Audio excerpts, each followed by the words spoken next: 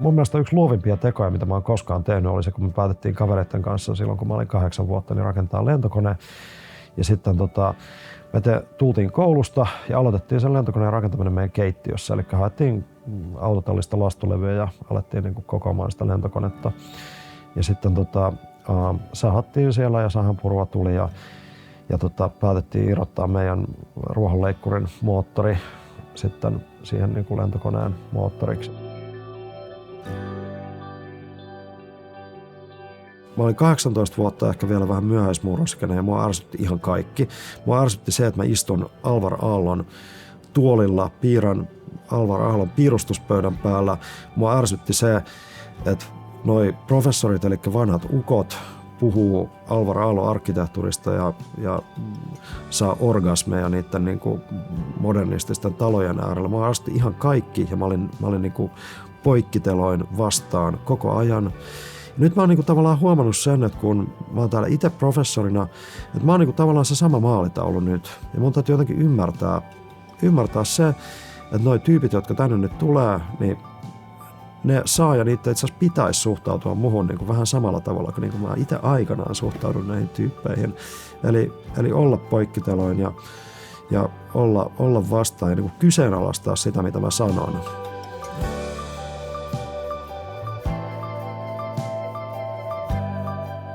Pyrin poistamaan esteitä ja semmoisia turhia rasitteita tavallaan ihmisen tekemisen ja olemisen tieltä. Turhaa esimerkiksi pysäyttämään kaiken sen byrokratian vyörymisen tälle niin kuin mun tasolle. Että se on tavallaan mun tehtävä nyt yliopiston professorina nykyään niin kuin ottaa vastaan se hallinnon kaikki iskut ja sen tyyppiset niin kuin ikävyydet. Ja turvata se, että esimerkiksi väitöskirjaa tekevät ihmiset niin kuin säilyy mahdollisimman vapaana näistä kaikista niin kuin ison instituution tämmöisistä lainsäädännöllisistä välttämättömyyksistä, kuten kirjanpitolain edellyttämistä kommervenkeistä. Johtaminen on vähän semmoista, tai professorina oleminen on semmoista vähän niin kuin glorifioitua niin kuin sihteerihommaa. Varmasti kaikkein radikaalein teko olisi lopettaa koko yliopisto ja antaa ne rahat jakaa tasavertaisesti rahat kaikille, niin kuin Pietari Raamatussa käskee, ja antaa tehdä mitä haluaa. Todennäköisesti siitä syntyisi kaikkein luovinta tavaraa, mitä ikinä voi kuvitella. Mä toivoisin, että täällä Aalto-yliopistossa olisi myös enemmän semmoisia niin kuin vallattomia päiviä, jolloin niin kuin ne valta-asetelmat ja direktio-oikeudet ja kaikki muut lakkaa olemasta. Ja koko yliopistoyhteisö tavallaan on tasavertainen. Että meillä olisi semmoinen päivä, jolloin me riisutaan nämä vallan vaatteet ja asetelmat täällä niin kuin ihan täysin.